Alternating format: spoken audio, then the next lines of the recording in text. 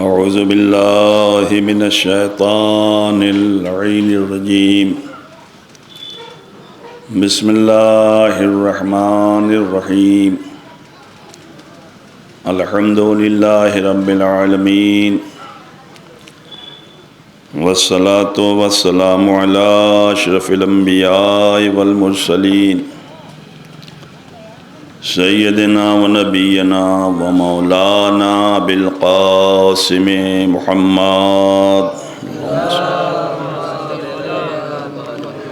و آل بیتہ الطیبین الطاہرین المعصومین ولعنت اللہ علی اعدائہم اجمعین اما بعد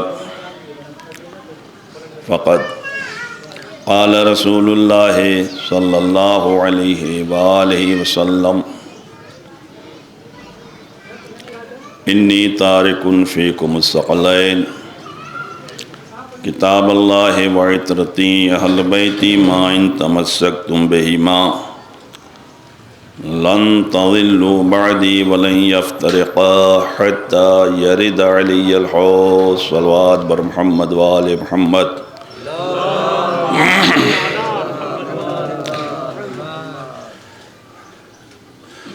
جلوسوں کی مجلسوں کا یہی ہوتا ہے حال۔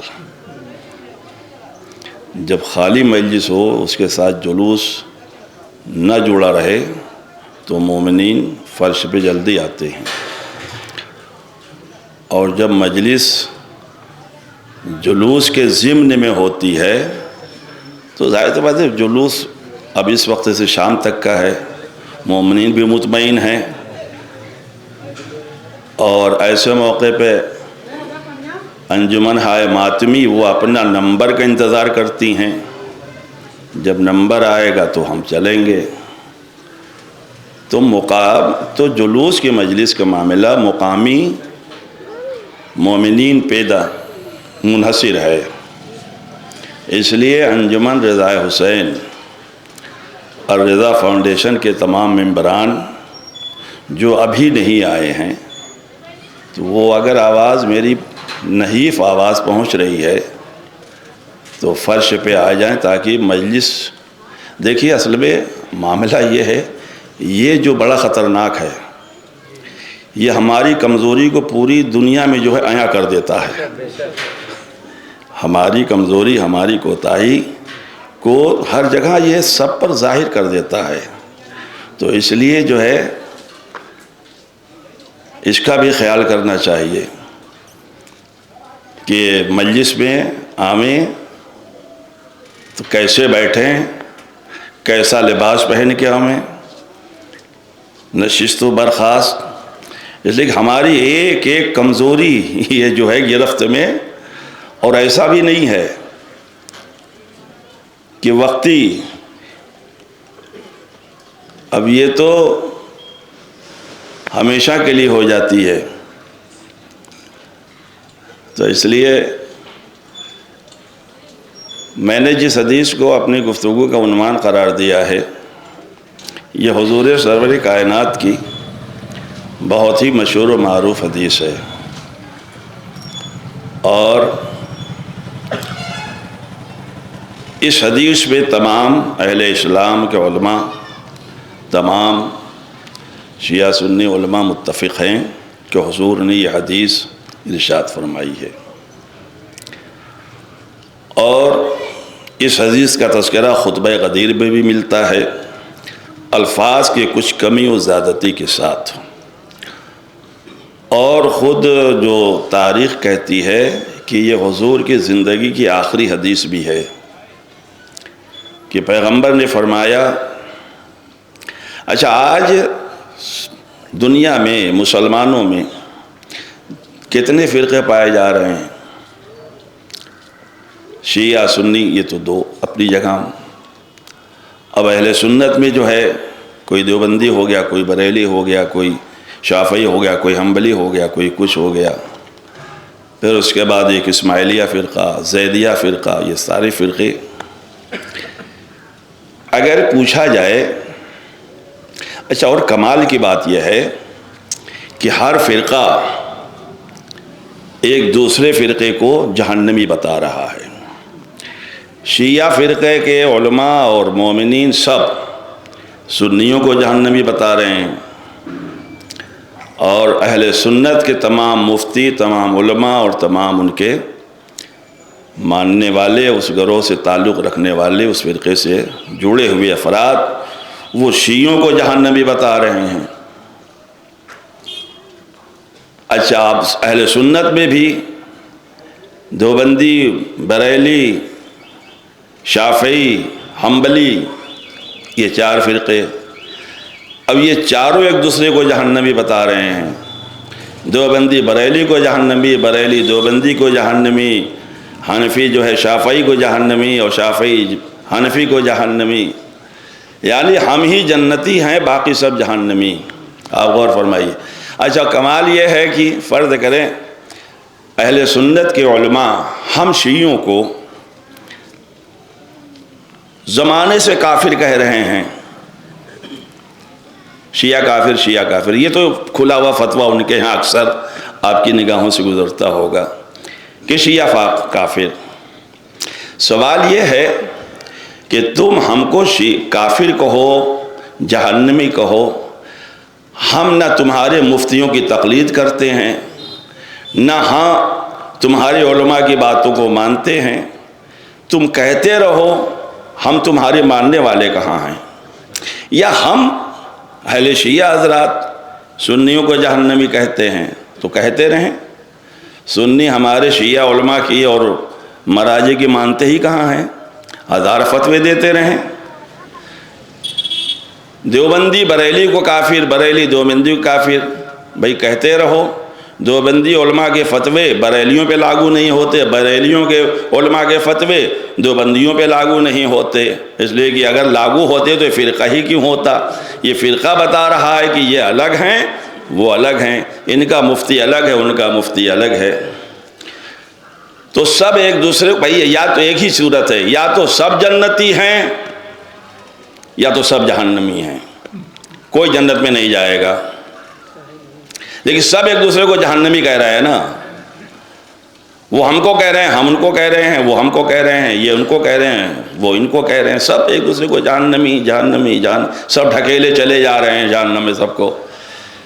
اب عزیزان گرامی سوال یہ پیدا، اچھا اور کمال ہے کہ کوئی کسی کی ماننے والا نہیں ہے، ان کے مفتیوں کا فتویٰ ان پر لاگو ہوگا، ہم پہ نہیں لاگو ہوگا، ہمارے مراجع کرام، ہمارے علماء کا فتویٰ ہم پر لاگو ہوگا، ان پہ نہیں لاگو ہوگا۔ ہم لاکھ تھوپتے رہیں، وہ ہماری ماننے والے نہیں ہیں، وہ ہمارے سر پہ تھوپتے رہیں، ہم ان کے ماننے والے نہیں ہیں۔ تو آخر کوئی ایسی ذات تلاش کی جائے۔ اچھا، اور حضور نے فرمایا بھی ہے کہ 73 فرقوں میں ایک ہی فرقہ جنتی ہوگا، باقی سب جہنمی ہوں گے۔ تو آخر وہ کون فرقہ ہے؟ یہاں تو سب اپنے کو جنتی کہہ رہا ہے، دوسرے کو جہنمی کہہ رہا ہے۔ تو آخر کوئی ایسی ذات تلاش کی جائے کہ جس کے آگے ہر فرقے والا سر تسلیم خم کرتا ہو، اس سے پوچھا جائے حضور آپ بتائیے کہ ہمارے علماء، ہمارے مفتی، ہمارے تمام مراجع ایک دوسرے کو مثلا کہ جہنمی اور ایک دوسرے کو جو ہے اپنے کو جنتی جہنمی کہہ رہے، آپ بتائیں کہ آخر جنتی کون ہے، جہنمی کون ہے؟ توجہ فرمائیے گا۔ تو ایسی ذات اگر کوئی ہے کائنات میں تو امیر المومنین کی بھی نہیں ہے، مولا امیر المومنین کی ذات بھی نہیں ہے، سارے مسلمان ان پہ متفق نہیں ہے۔ اگر متفق ہوتے تو جنگ صفین کیوں ہوتی؟ اور فرمائے آپ، ٹھیک ہے چوتھی منزل پہ سارے مسلمانوں نے خلیفہ تسلیم کر لیا، تو جب خلیفہ تسلیم کر لیا تو پھر یہ جنگ صفین ہوئی کیوں؟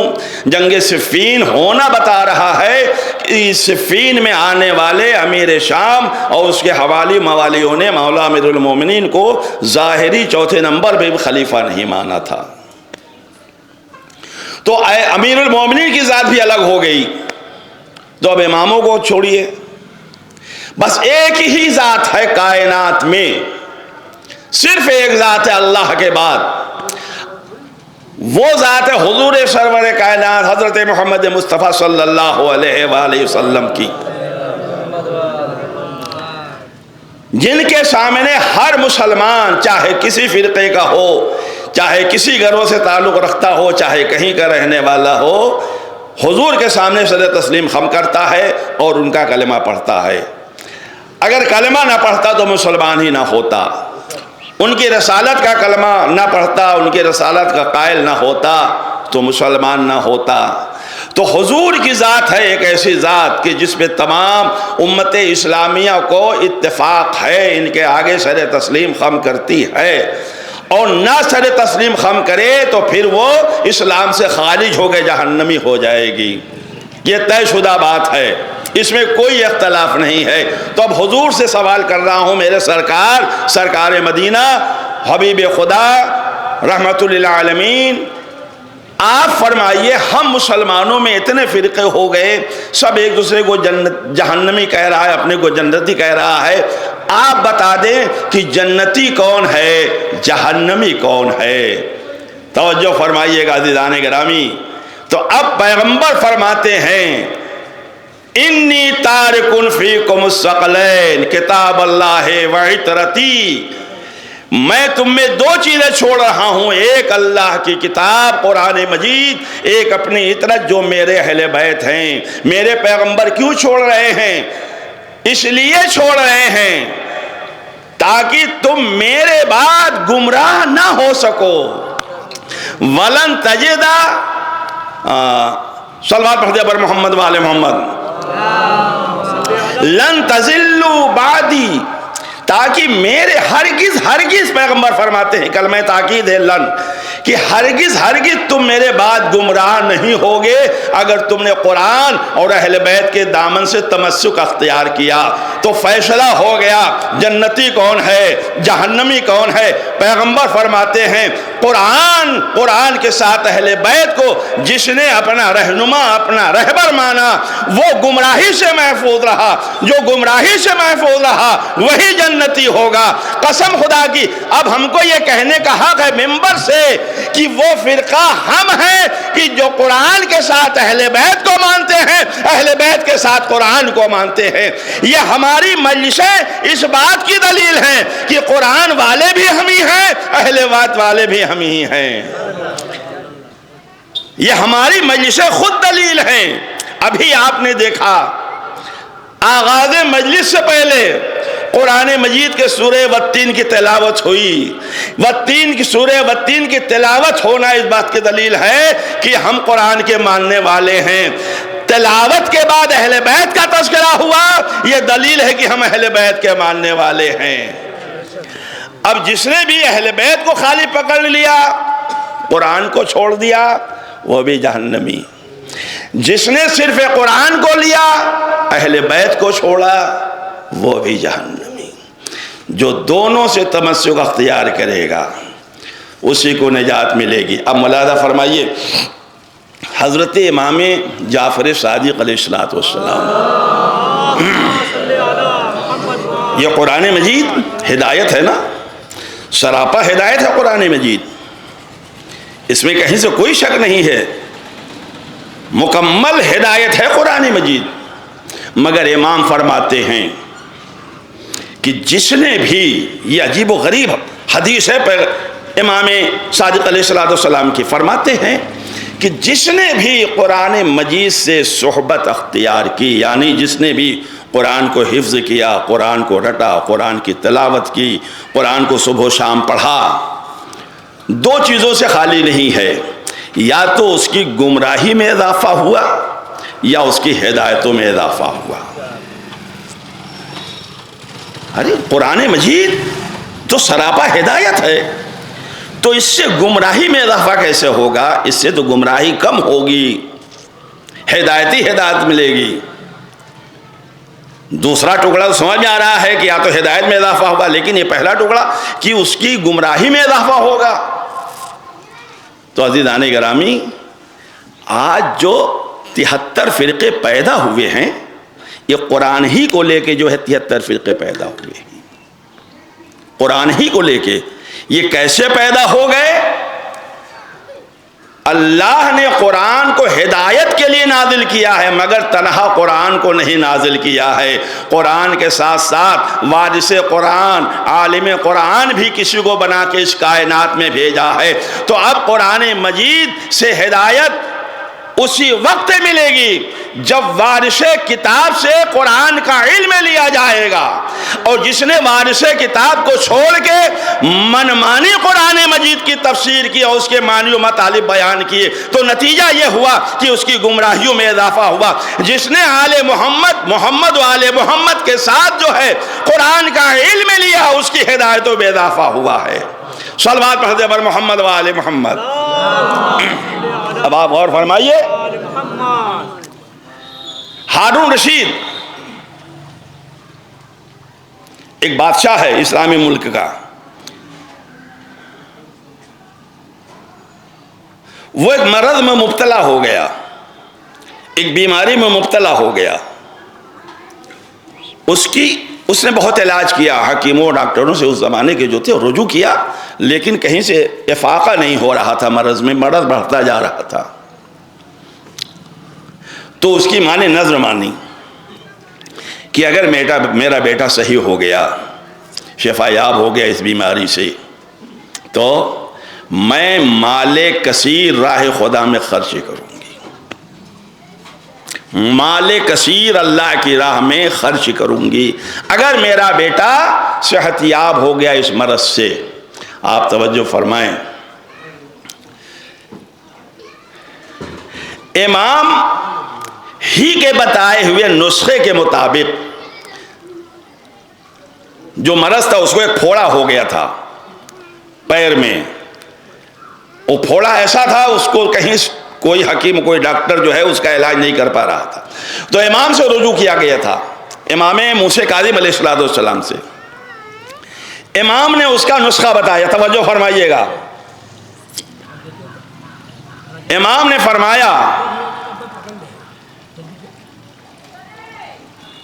بھیڑ کی میگنیاں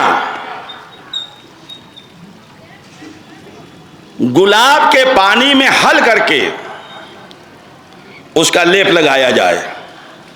یہ بھیڑ جو ہوتی بھیڑ، اس کی میگنی گلاب کے پانی میں ہل کر کے، اور امام نے فرمایا جو اسی کے پیر سے کچلی ہوئی ہو میگنی، بھیڑوں کے پیر سے کچلی ہوئی ہو اور اس کو گلاب کے پانی میں ہل کر کے لگایا جائے تو اس کا پھوڑا صحیح ہو جائے گا۔ لوگوں نے کہا بتائیے، بڑے بڑے حکیم بڑے بڑے ڈاکٹر فیل ہو گئے اور انہوں نے نسخہ بھی بتایا تو ایسا بتایا ہے کہ عقل قبول ہی نہیں کر رہی ہے۔ توجہ فرمائیے، مگر کسی نے مشورہ دیا، ارے بھائی اس میں کوئی خرچہ تو ہونے والا نہیں ہے، فری کا مل جائے گا کہیں سے بھی، اور اس کے بعد جو گلاب جل کہیں سے مل جائے گا، استعمال کر لیا جائے، ہو سکتا ہے۔ امام نے جو فرمایا تھا اس کو استعمال کیا گیا، استعمال جب کیا گیا تو دوسرے دن اس کا پھوڑا پھوٹ گیا، مواد بہ گیا، زہریلے مادے بہ گئے اور روبہ صحت ہو گیا، ٹھیک ٹھاک ہو گیا۔ اب عزیز مسئلہ یہ ہے کہ اب اس کی ماں نے نذر مانی ہے، مال کثیر راہ خدا میں خرچ کرنا ہے۔ اب یہ طے نہیں ہو رہا ہے کہ مال کثیر کتنا ہے، بھئی بادشاہ ہے، اسلامی مملکت کا تاجدار ہے، اس کے پاس خزانے ہیں، اس کے پاس دولت ہے، دولت کی کوئی انتہا نہیں ہے۔ آپ غور فرمائیے، اب وہ مال کثیر خرچ کرے تو کتنا؟ مال کثیر کا مطلب یہ ہے کہ جو کچھ اس کے پاس ہے اس میں سے کم بچا لے اپنے لیے، زیادہ اللہ کی راہ میں خرچ کر دے تو مال کثیر ہوگا۔ اب کتنا خرچ کرے؟ اب معلوم ہوا رہے یہ تو آدھی حکومت آدھا خزانہ نکل جائے گا۔ اب یہ بھی ذرا مشکل مسئلہ ہے۔ علماء بلائے گئے، بڑے بڑے علماء اس دور کے جو تھے، معاملہ طے نہیں ہو رہا تھا۔ آخر میں امام موسیٰ کاظم علیہ السلام کی طرف رجوع کیا گیا، جو ان کی قید خانے میں قید میں تھے ہارون رشید کی، ان تک بات پہنچی۔ امام موسیٰ کاظم علیہ السلام نے چٹکی بھر میں جو ہے مسئلے کو حل کر دیا، کہا یہ تو کوئی بڑا مسئلہ نہیں ہے، کہا حضور ہمارے تمام علماء عاجز ہو گئے ہیں، کوئی 100 درہم بتا رہا ہے، کوئی 1000 درہم بتا رہا ہے، کوئی کہہ رہا ہے کہ آدھی دولت دے دے، کوئی کچھ کہہ رہا ہے، آپ بتائیں۔ تو امام نے فرمایا کہ جا کے اس سے کہہ دو 80 درہم اللہ کی راہ میں خرچ کر دے، مال کثیر ہو جائے گا۔ اب یہ مسئلہ یہ بھی عقل میں نہیں آ رہا تھا، اتنی بڑی مملکت کا مالک، اتنے بڑے جو ہے خزانے کا مالک، 80 درہم مال کثیر۔ کسی نے کہا جاؤ قرآن سے دلیل لے کر آؤ، جس نے مال کثیر کو 80 درہم میں مخصوص کیا ہے اس سے قرآن سے دلیل لے کر آؤ۔ توجہ فرمائیے گا، امام کے سامنے مسئلہ، حضور آپ نے 80 درہم کو مال کثیر کہا ہے، آپ اسے جو ہے قرآن سے دلیل دے دیں کہ مال کثیر 80 درہم ہے۔ تو امام نے فوراً قرآن مجید کی آیت پڑھی، لَقَدْ نَصَرَكُمُ اللَّهُ فِي مَوَاطِنَ كَثِيرًا، میرے پیغمبر اللہ نے آپ کی کثیر مقامات پہ مدد کی ہے۔ اب جب ان کثیر مقامات کو تلاش کیا گیا جہاں اللہ نے مدد کی ہے تو وہ 80 مقامات ہیں جہاں اللہ نے پیغمبر کی مدد کی ہے، لہذا امام نے فرمایا قرآن کی اس دلیل سے 80 درہم جو ہے مال کثیر کہلائے گا۔ صلوات پڑھ دے بر محمد و آل محمد۔ پہچانا آپ نے؟ تو میں نے جو عرض کیا کہ قرآن کے ساتھ اگر آل محمد کو چھوڑ کے قرآن مجید کسی اور در سے لیا جائے گا تو گمراہی کے علاوہ کچھ ہاتھ نہیں آئے گا۔ جب آل محمد سے لیا جائے گا قرآن مجید کا علم، اس کی تفسیر، اس کے معنی، تو ہدایت ملے گی۔ امام نے ثابت کر دیا قرآن مجید کے ذریعے 80 درہم مال کثیر ہے، سب کو سر تسلیم خم کرنا پڑا۔ آپ توجہ فرمائیں، امام حسن علیہ السلام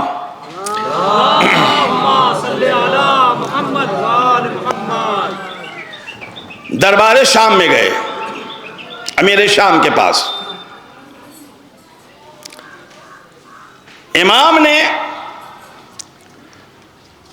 لوگوں نے فرمائش کی آل رسول کا ہم نے لب و لہجہ نہیں سنا ہے، ان کا بیان نہیں سنا ہے، ہم چاہتے ہیں کہ آپ خطبہ دیں، فیضیاب ہوں آپ کے بیان سے۔ امام کو موقع ملا، امام علیہ السلام نے خطبے کا دیتے دیتے فرمایا کہ یہ بتاؤ مسلمانوں، تم نماز پڑھ رہے ہو، تم روزہ رکھ رہے ہو، تم حج بھی کر رہے ہو، تم زکوٰۃ بھی دے رہے ہو، تم ساری عبادتیں کر رہے ہو، یہ ساری چیزیں آپ کو کہاں سے ملی؟ توجہ فرمائیے گا، یہ ساری چیزیں آپ کو ملی کہاں سے؟ کہا یا رسول اللہ، یا فرزند رسول، یا آپ کے جد رسول خدا نے بتایا ہے۔ امام نے فرمایا یہ بتاؤ، قرآن مجید میں اللہ کہتا ہے اقیم الصلاۃ، نماز قائم کرو، واتو الزکوٰۃ، زکوٰۃ دو، تم نے لفظ صلاۃ سے کیا مراد لیا، کیا سمجھا؟ لفظ صلاۃ صرف قرآن مجید میں ہے، نہ اس میں رکوع کی تعلیم ہے، نہ سجدے کی تعلیم ہے، نہ قیام کی تعلیم ہے، نہ یہ بتایا گیا ہے کہ کب کس موقع پہ کیا کیا پڑھنا ہے، کیا نہیں پڑھنا ہے۔ بس قرآن تو یہ کہہ رہا ہے کہ اقیم الصلاۃ، نماز قائم کرو۔ تم زکوٰۃ بھی ادا کرتے ہو، قرآن مجید میں لفظ زکوٰۃ ہے، تم نے لفظ زکوٰۃ سے کیسے سمجھ لیا کہ زکوٰۃ کب ادا کرنا ہے، کس مقدار میں ادا کرنا ہے، کن کن چیزوں سے میں ادا کرنا ہے؟ یہ تو لفظ ہے۔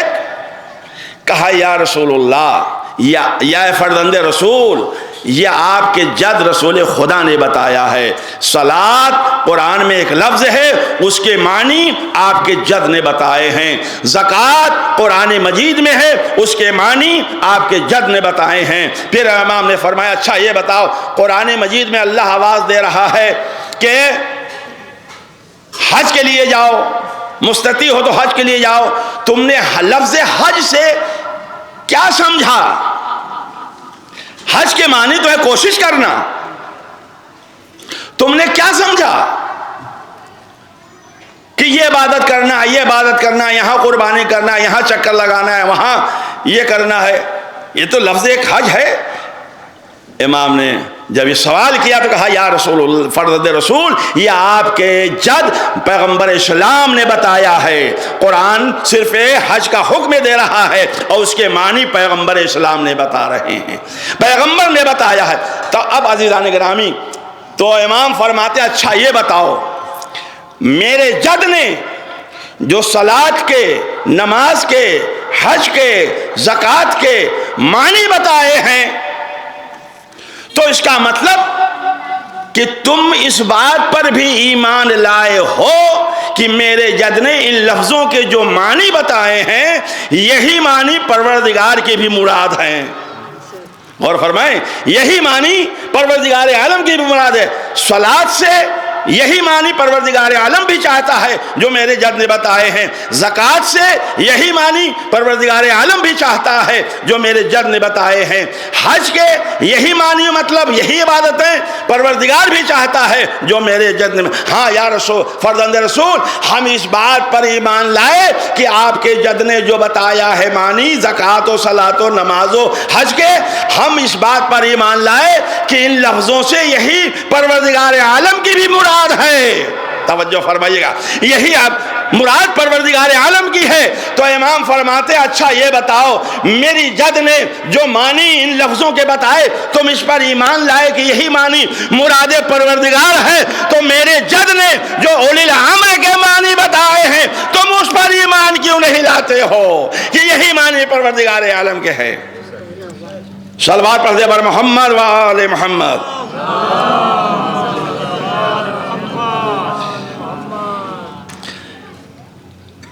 تو امام حسن نے لاجواب کر دیا پورے شام والوں کو، اولی الامر، کہ میرے جد نے جو معنی بتائے ہیں اس سے مراد ہم ہیں جن پہ امر پروردگار کا نزول ہوتا ہے۔ امر کیا ہے؟ امر کیا ہے؟ قل الروح من امر ربی، میرے پیغمبر یہ لوگ پوچھتے ہیں کہ روح کیا چیز ہے، تو کہہ دو یہ امر پروردگار ہے، یہ اللہ کا ایک حکم ہے، ایک امر پروردگار ہے۔ توجہ فرمائیے گا، روح دکھائی دیتی ہے، روح نظر نہیں آتی۔ آپ بستر پہ سوتے ہیں، آپ دیکھیں روح کا کرشمہ، یہ امر ہے، امر، روح امر ہے۔ توجہ فرمائیں گے آپ، روح کا کرشمہ کیا ہے؟ آپ بستر پہ سو رہے ہیں، مچھر نے کاٹا، مچھر نے کاٹا، ہاتھ وہیں پہنچا جہاں مچھر نے کاٹا تھا، پھر مچھر نے کہیں اور کاٹا، ہاتھ وہیں پہنچا، یعنی یہ روح کام کر رہی ہے، یہ انسان کی روح کام کر رہی ہے کہ مچھر جہاں کاٹتا ہے وہیں پہنچتا ہے، مکھی جہاں کاٹتی ہے عالم خام میں ہاتھ وہیں پہنچتا ہے۔ عزیزان گرامی توجہ فرمائیں، تو جب امر پروردگار میں اتنی قدرت ہے، اچھا اور عالم خام میں یہ روح آپ کی کہاں ہے؟ عالم خام میں یہ روح آپ کی مکہ میں ہے، مدینے میں ہے، کربلا ہے، بمبئی ہے، نہ جانے کہاں کہاں سیر کر رہی ہے۔ اسی درمیان جیسے ہی مچھر نے کاٹا، توجہ فرمائیں گے، روح فوراً وہاں سے یہاں اپنی رعایا کی حفاظت کے لیے آ گئی، ایک سیکنڈ بھی دیر نہیں لگی اور روح فوراً آ گئی اپنی رعایا کی حفاظت کے لیے۔ اللہ اکبر! جب روح میں یہ قدرت ہے عزیزان گرامی کہ روح کہیں ہوتی ہے عالم خام میں، لیکن جیسے ہی جسم پہ کوئی آفت آتی ہے فوراً روح حاضر ہو جاتی ہے حفاظت کے لیے۔ تو جو اولی الامر ہوگا وہ کہیں بھی ہوگا عزیزان گرامی چشمے زدن میں آ جائے گا اپنے چاہنے والوں کی مدد کے لیے، چاہنے والوں کی حفاظت کے لیے۔ صلوات پڑھ دے بر محمد و آل محمد۔ اللہم صلی علی محمد و آل محمد۔ وقت بھی کچھ ایسا ہے اور گرمی بھی ہے، تو یہ ہے عزیزان گرامی، قرآن ہدایت ہے، مگر قرآن اسی وقت انسان کی ہدایت کرے گا جب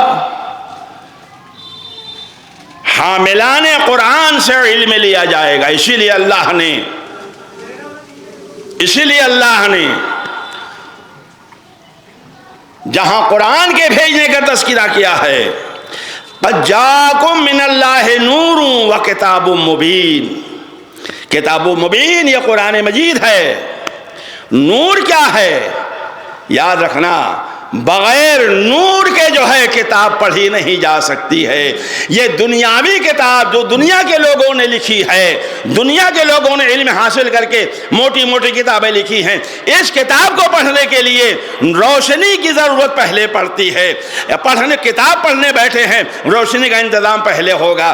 اللہ اکبر! یہ قرآن مجید پروردگار عالم بھیج رہا ہے اس زمین پہ، تو کیا اس کو سمجھنے اور پڑھنے کے لیے اللہ نور نہیں بھیجے گا؟ اس کتاب کو سمجھنے اور پڑھنے کے لیے یہ دنیاوی نور نہیں کام آئے گا، یہ نور وہی کام آئے گا جہاں سے کتاب آئی ہو، وہیں سے نور آیا ہو۔ وہ محمد والے محمد علیہ السلام ہیں۔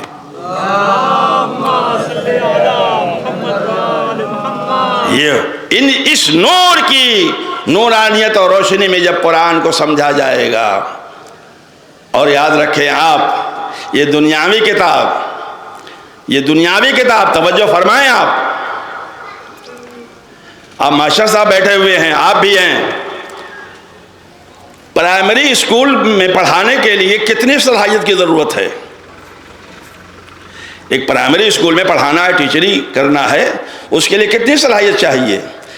کم سے کم انٹر تو ہونی چاہیے، ورنہ آج کے تو دور میں کچھ اور بھی طرح طرح کی ڈگریاں اور طرح طرح کی جو ہے ٹریننگ اور کیا کیا چیزیں شرطیں لگے، لیکن وہ سب باتیں چھوڑیے۔ لیکن ہائی اسکول پڑھانا ہو تو کم سے کم بی ایڈ ہونا چاہیے، انٹر پڑھانا ہو تو پی ایچ ڈی ہونا چاہیے۔ یہ کتاب کس نے لکھی ہے؟ یہ کتاب جو دنیا اسکولوں میں ہمارے پڑھائی جا رہی ہے، کس نے لکھی ہے؟ ہمارے ہی آپ جیسے انسانوں نے لکھی ہے۔ یہ ہمارے آپ جیسے انسانوں نے علم حاصل کر کے انہوں نے کتابیں لکھی ہیں۔ تو اب اس کتاب کو پڑھانے کے لیے اس کا 10 گنا علم ہونا چاہیے، تب تو یہ کتاب پڑھا پائیں گے۔ اللہ اکبر!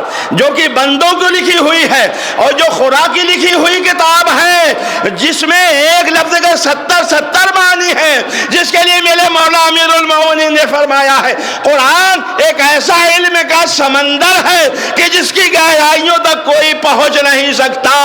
اب اس کتاب کو پڑھانے کے لیے کسی دنیاوی یونیورسٹی کا پڑھا ہوا نہیں ہونا چاہیے، مکتب الہی کا پڑھا ہونا چاہیے۔ عزیزان گرامی، یہی وجہ ہے کہ جو وہاں سے علم لے کر آئے تھے، وہاں سے جو علم لے کر پیدا ہوئے تھے، ان کا بچپنا، ان کی جوانی، ان کا بڑھاپا سب یکساں تھا۔ بچپنے میں ایسے ایسے مسائل کو حل کر دیتے تھے یہ وہ لوگ جو اللہ کے یہاں سے پڑھ کے آئے تھے۔ عزیزان گرامی، کہ دنیا حیرت زدہ ہو جاتی تھی۔ سلمان پڑھ دے بر محمد وآل محمد۔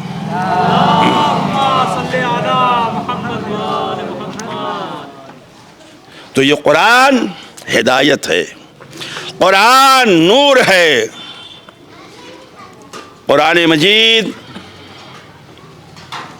ایک ایسا چراغ ہے جس کی روشنی کبھی مدھم نہیں ہوتی۔ مولا امیر المومنین قرآن مجید کی تعریف کرتے ہوئے فرماتے ہیں کہ ایک ایسا چراغ ہے، اس سے ہزاروں چراغ روشن کیے جائیں مگر اس کے نور میں کہیں سے کمی نہیں واقع ہوتی۔ یہ سراپا ہدایت ہے، یہ مفلسی کا علاج ہے، غربت کا علاج ہے۔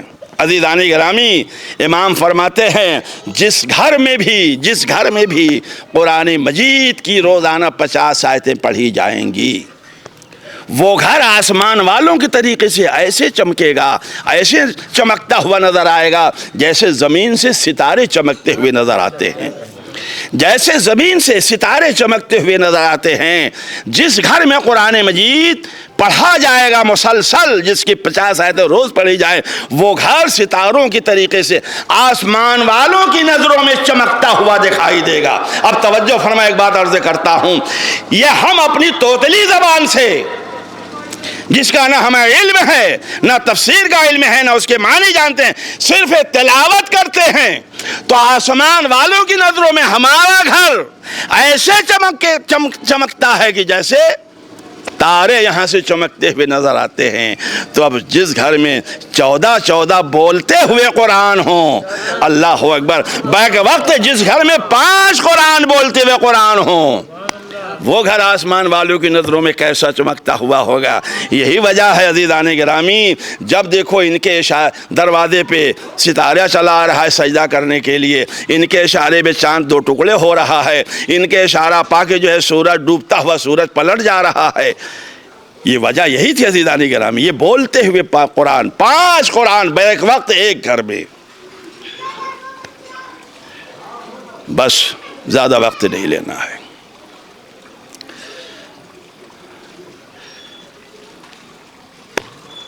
فوج یزید میں بھی 1 سے 1 حافظ قرآن تھے، اور خود مولا حسین کے لشکر میں بھی حافظ قرآن، قاری قرآن تھے۔ مسلم بن اوسجا کیا کہنا، بریر حمدانی یہ کوفے کے نمبر 1 کے قاریوں میں سے تھے، اور حبیب ابن مظاہر کیا کہنا، جسے امام وقت نے مرد فقیہ کہا ہے، امام فقیہ کی سند دے رہا ہے۔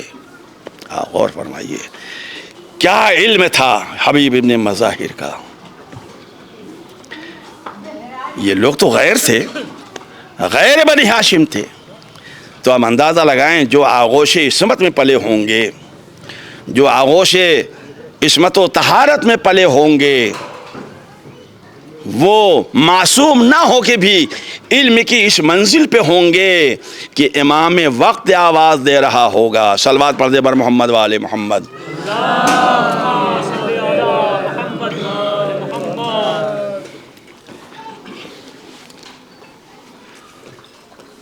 جو آغوش عصمت میں پلے ہیں، حضرت عباس علیہ السلام، جناب زینب سلام اللہ علیہا، حضرت علی اکبر ہیں، جناب قاسم ہیں، اون محمد ہیں، جناب عباس علیہ السلام ہیں، یہ معمولی شخصیتیں نہیں تھیں۔ ان کو صرف آپ زمانہ یہ نہ سمجھے، بڑے صابر تھے، بڑے دلیر تھے، علم کے میدان میں بھی معصومین کے بعد ان سے آگے کوئی نہیں تھا۔ جناب زینب سلام اللہ علیہا، جس کے لیے امام وقت نے کہا ہے پھوپھی اماں آپ تو ایسی عالمہ ہیں کہ جس نے کسی سے علم حاصل نہیں کیا، علم کی سند دے دی، عالمہ ہونے کی سند دے دی امام وقت نے۔ یہ علی کی بیٹی ثانی زہرا کوفے کے دربار، کوفے کے بازار میں خطبہ دینا چاہ رہی ہے، او میرے ساتھ علی کی بیٹی خطبہ دے کچھ کہنا چاہتی ہے، لہذا یہ باجوں کی آوازیں روک دی جائیں، یہ جو تماشے ہو رہے ہیں اس کو بند کر دیا جائے، اور باجوں کی آوازیں رک گئیں، جو شور شرابہ تھا وہ بھی رک گیا۔ علی کی بیٹی کے اقتدار دیکھیے، اللہ اکبر۔ علی کی بھی اچھا گھوڑے ہیں، اونٹ ہیں، ہنہنا رہے ہیں، اپنی اپنی انداز سے بول رہے ہیں، شور شرابہ ہو رہا ہے۔ ثانی زہرا نے فرمایا ہمارے ساتھ یہ جو تیرے جانور بول رہے ہیں ان کو بھی بند، آوازوں کو بند کر دے۔ عمر سعد نے کہا باجوں کی آواز بند کرنا میرے اختیار میں تھا، لوگوں کے شور شرابے کی آواز بند کرنا میرے اختیار میں تھا، مگر اب ان جانوروں کی آواز میرے اختیار میں نہیں ہے کہ میں انہیں بند کر دوں۔ علی کی بیٹی نے بس ایک اشارہ کیا ہے، ایک اشارہ کیا ہے، کہا خاموش ہو جاؤ، تو جانور جتنے تھے جانور سب کے سب خاموش۔ حد یہ ہے کہ جانوروں کے گلے میں جو گھنٹیاں تھیں جو ہلنے سے ٹن ٹن بج رہی تھی وہ بھی خاموش ہو گئی۔ علی کی بیٹی نے بتا دیا، یہ ہے علی کی بیٹی کا اقتدار۔ تم حاکم وقت ہو کے سب کچھ ہو اپنے ہاتھ میں رکھتے ہوئے تمہارا اختیار ہے، جانور تمہارے ہیں، تمہارے اختیار میں نہیں ہیں۔ اب علی کی بیٹی کا اختیار دیکھو، جانور خاموش ہو گئے، گھنٹیوں کی آوازیں خاموش ہو گئی۔ اب ایسے میں علی کی بیٹی نے بازار کوفہ میں خطبہ دیا ہے۔ اللہ اکبر!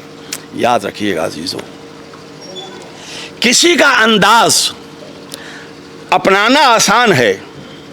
میں جس انداز سے بول رہا ہوں، تقریر کر رہا ہوں، مجلس پڑھ رہا ہوں، ہو سکتا ہے کوئی اس میں ایسا ہو جو میرا انداز اختیار کر لے، میرے بولنے کا انداز اختیار کر لے، لیکن میری آواز کبھی اپنے اندر پیدا نہیں کر سکتا۔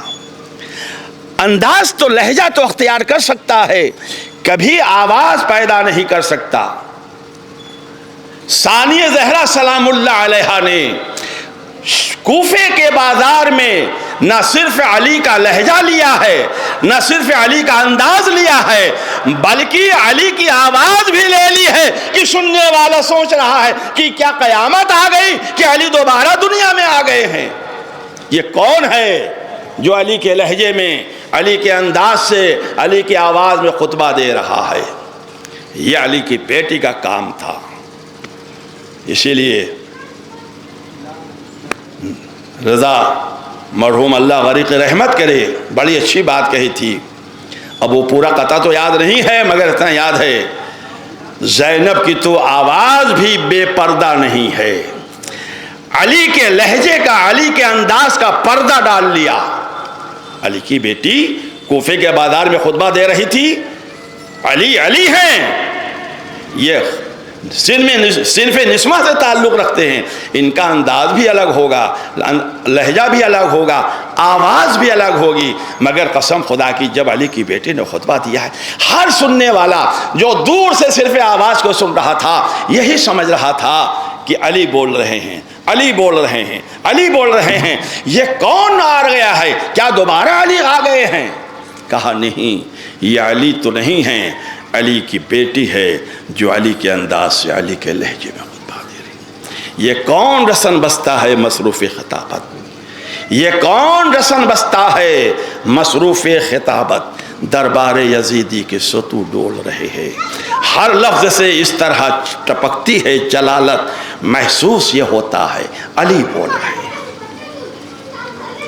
میں نے اس سے پہلے عرض کیا تھا، کوفہ آل محمد سے ناآشنا نہیں تھا، کوفہ خوب جانتا تھا آل محمد کون ہیں، علی کی بیٹی کون ہے۔ علی کی حکومت کا زمانہ ہے نا، علی نے کوفے کو چھاؤنی بنایا ہے اپنی ظاہری حکومت کے زمانے میں، اور علی نے اپنی تمام اولادوں کو بلایا کوفے میں۔ کوفے والوں کا جب علم ہوا کہ علی کی بیٹی زینب آئی ہیں تو کسی کی جرات نہیں تھی ارباب اعضا کہ براہ راست جا کے علی کی بیٹی سے ملاقات کر سکے۔ اپنے مردوں کے ذریعے پیغام بھیجا کہ جاؤ علی سے پوچھ لو کہ ہماری خواتین، گھر کی عورتیں شہزادیوں سے ملنا چاہتی ہیں۔ مولا تک پیغام پہنچا، مولا نے جو ہے اپنی بیٹی زینب سے کہا، بیٹی کوفے کی زنان عورتیں تم سے ملنا چاہتی ہیں، بتاؤ تم اگر کہو تو میں ان کو آنے کی اجازت دے دوں۔ اسباب اعضا ثانیہ زہرا نے فرمایا، بابا میں روکتی تو نہیں، مگر یہ کوفے کی عورتیں ہیں، مالدار ہیں، رئیس گھرانے کی بھی ہوں گی، زرو جواہرات کے زیورات پہن کر آئیں گی، اچھے لباس پہن کر آئیں گی، ہمارے پاس تو سوائے پھٹے پرانے بوریے کے کچھ بھی نہیں ہے۔ ہاں ایک شرط ہے، ان سے کہہ دو سادہ لباس پہن کے آئیں، زیورات پہن کے نہ آئیں۔ عزادارو پیغام پہنچ گیا، عورتیں سادہ لباس پہن کے آ گئی۔ علی کی بیٹی نے ان آنے والی خواتین، مہمان خواتین کے لیے روایت میں ہے کہ شہزادی کے گھر میں پھٹا پرانا بوریا تھا، وہ بھی ناکافی تھا، تو علی کی بیٹی نے اپنے سر کی چادر گھر میں بچھا دی تھی۔ اے کوفے والو، کوفے والے، یہ علی کی حکومت کے زمانے میں کیا عزت تھی قسم خدا کی، شہزادی کہلاتی تھی، کسی میں ہمت نہیں تھی جو نام لے، شہزادی کہلاتی تھیں۔ شہزادی کوفہ، علی کی شہزادی، کوفے والوں، وہ 40 ہجری کا زمانہ تھا، 38 ہجری کا زمانہ علی کی حکومت کا زمانہ تھا، جب علی کی بیٹیوں کی یہ عزت تھی، یہ وقار تھا کہ تم نام نہیں لیتے تھے۔ کہاں وہ عزت اور کہاں آج سن 61 ہجری میں یہ عزت ہے اسی علی کی بیٹی کی کہ جس کے سر پہ چادر نہیں ہے، رسن میں بستہ ہاتھیں میں بازار میں کھڑی ہیں اور تم ان کا تماشا دیکھنے کے لیے آئے۔ تمہاری غیرت کو کیا ہو گیا ہے؟ تمہاری غیرت کو کیا ہو گیا ہے؟ عزاداران حسین، قسم خدا کی کوفے میں علی کی بیٹی کا، زینب و کلثوم کا اسیر کر کے پھرایا جانا کسی قیامت سے کم نہیں تھا۔ کون ایسا تھا جو شہزادی کو پہچانتا نہیں تھا؟ عورتوں میں کون ایسا تھا جو بیویوں کو پہچانتا نہیں تھا؟ عزادارو، ایک تو برہنہ سر بی بی اور اس پہ تماشائی جتنے ہیں وہ سب شناسائی جان پہچان کے لوگ ہیں، لہذا علی کی بیٹی کی گردن جھکی ہوئی ہے، علی کی بیٹی کا گردن خم ہے۔ اے عزاداران حسین، یہ لٹا ہوا قافلہ کوفہ سے گزر کے دربار یزید تک جب پہنچا تھا، زندان شام میں اہل حرم مقید ہیں، قید خانہ ایسا تھا ارباب عزا کہ اس کی گھٹن سے سید سجاد پریشان ہو جاتے تھے۔ ایک بار آ کے کہا، اے دربان، اے داروغ زندان، دیکھ میرے ہاتھ میں ہتکڑی ہے، پیروں میں بیڑی ہے، ہم کہیں بھاگنے والے نہیں ہیں۔ کہا کہنا کیا چاہتے ہو؟ کہا یہ کہنا چاہتا ہوں زندان کی گھٹن سے میرا دم گھٹ رہا ہے، اتنی اجازت دے دے کہ میں جا کے قید خانے سے نکل کے کسی دیوار کے سائے میں بیٹھ کے تازہ ہوا کھا لوں۔ اجازت مل گئی ارباب عزا، ہاتھوں میں ہتکڑیاں سنبھالے، پیڑیوں کو سنبھالے ہوئے بیمار امام ایک ٹوٹی ہوئی دیوار کے سائے میں جا کے بیٹھ گیا۔ میں نے عرض کیا تھا نا، جب شناسائی مل جاتا ہے عزادارو تو سر جھک جاتا ہے غیرت سے۔ بیمار کربلا سر جھکائے دیوار کے سائے میں بیٹھے ہوئے ہیں، کچھ دیر بیٹھے رہے کہ اتنے میں ایک راہگیر کا ادھر سے گزر ہو رہا ہے۔ راہگیر نے دور سے دیکھا کہ ایک قیدی ہے جس کے ہاتھوں میں ہتکڑی ہے، پیروں میں بیڑیاں ہیں اور سر راہ بیٹھا ہوا ہے۔ قدم آگے بڑھاتا ہوا قریب آیا، غور سے صورت دیکھ رہا ہے، یہ دل ہی دل میں سوچ رہا ہے کہ یہ تو کوئی شریف گھرانے کا معلوم ہو رہا ہے قیدی، یہ تو نمازی اللہ والا قیدی معلوم ہو رہا ہے۔ اور قریب آیا، چہرے کو غور سے دیکھا، ہائی یہ تو بنی ہاشم کا جوان معلوم ہو رہا ہے، یہ تو ایسا لگ رہا ہے کوئی بنی ہاشم میں سے ہے۔ لیکن سوچ رہا ہے کہاں بنی ہاشم، کہاں اولاد رسول، اور کہاں یہ قید با مشقت، یہ زنجیر، یہ ہتکڑی، کیا تعلق ہے آل رسول کا ان ہتکڑیوں سے، ان بیڑیوں سے؟ چہرہ دیکھتے ہوئے، چہرہ دیکھتا رہا غور سے اور قدم آگے بڑھاتے ہوئے آگے بڑھ گیا، لیکن چلتے ہوئے بڑھتے ہوئے قدم رک گئے، نہیں آگے نہیں بڑھوں گا، پلٹ کے پھر آیا پیچھے۔ ایک قیدی غور سے چہرے کو دیکھا، امام نے سر جھکا، امام نے سر جھکا لیا۔ راہگیر نے پوچھا، اے قیدی تو کون ہے؟ تو کون ہے؟ کس جرم میں تجھے اس طریقے سے زنجیروں میں جکڑا گیا ہے؟ کہا سن لے، ہم یزید کے قیدی ہیں بس۔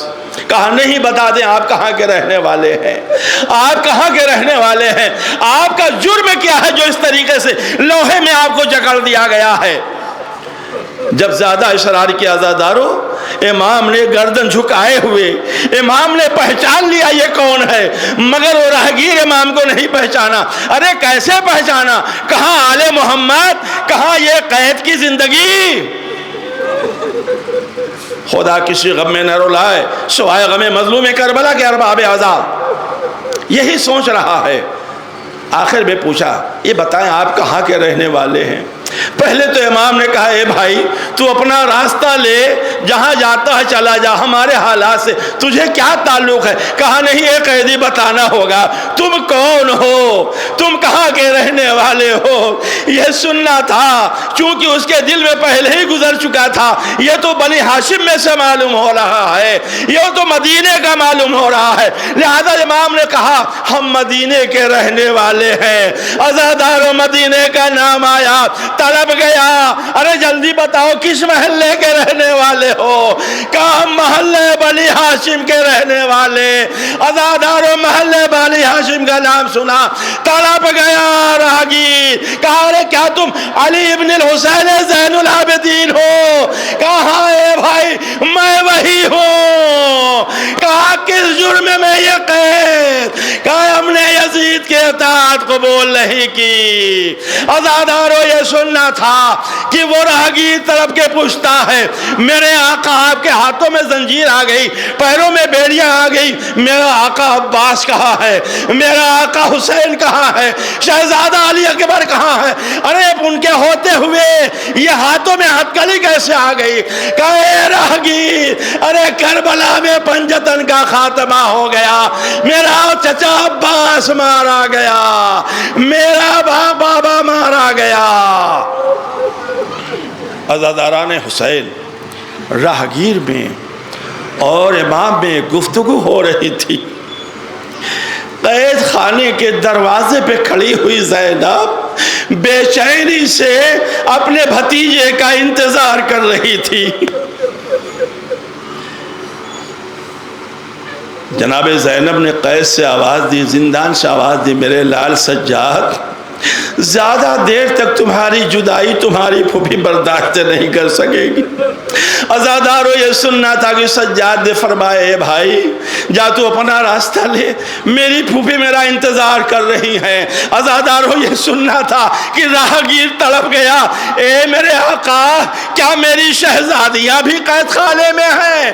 کیا میری شہزادیاں بھی مقید ہو گئی ہیں؟ کہا ہاں بھائی، ارے نبی کی بیٹیاں علی کی بیٹیاں سب قید خانے میں ہیں۔ اے عزاداران حسین، سجاد قید خانے میں آئے۔ زینب نے پوچھا میرے لال کس سے باتیں کر رہے تھے؟ کون تھا جس سے تم محو گفتگو تھے؟ کہا اے پھوپھی اماں ایک چاہنے والا مل گیا تھا، اس سے باتیں کر رہا تھا۔ عزادارو یہ سننا تھا کہ زینب نے کہا ذرا اس چاہنے والے کو در زندان تک بلا دو۔ عزادارو بیمار نے اس شخص کو بلایا۔ زینب نے کہا اے میرے لال سجاد اس چاہنے والے سے زینب کا سلام کہہ دو۔ عزادارو سلام پہنچا، زینب تڑپ گئی، سلام پہنچا، راہگیر تڑپ گیا۔ عزاداران حسین راہگیر کہتا ہے اے میرے مولا سجاد آپ کی پھوپھیاں آپ کی بہنیں قید خانے میں ہیں، اگر کوئی حاجت ہو تو بیان کرے میں حاجت پوری کر دوں گا۔ عزادارو زینب نے کسی چیز کی تمنا نہیں کی، کوئی چیز نہیں مانگا، بس کہا تو اتنا کہا اے سجاد جاؤ اس سے کہہ دو جب پانی پینا تو ہماری پیاس کو یاد کر لینا، میرا بھیا پیاسا مارا گیا، میرا اکبر پیاسا مارا گیا، میرا عباس سب کے سب پیاسے مارے گئے، بھائی پانی پینا تو ہمیں یاد کر لینا۔ اللہ لعنت اللہ علی القوم الظالمین وسيعلم الذين ظلموا أي منقلب ينقلبون مات الحسين۔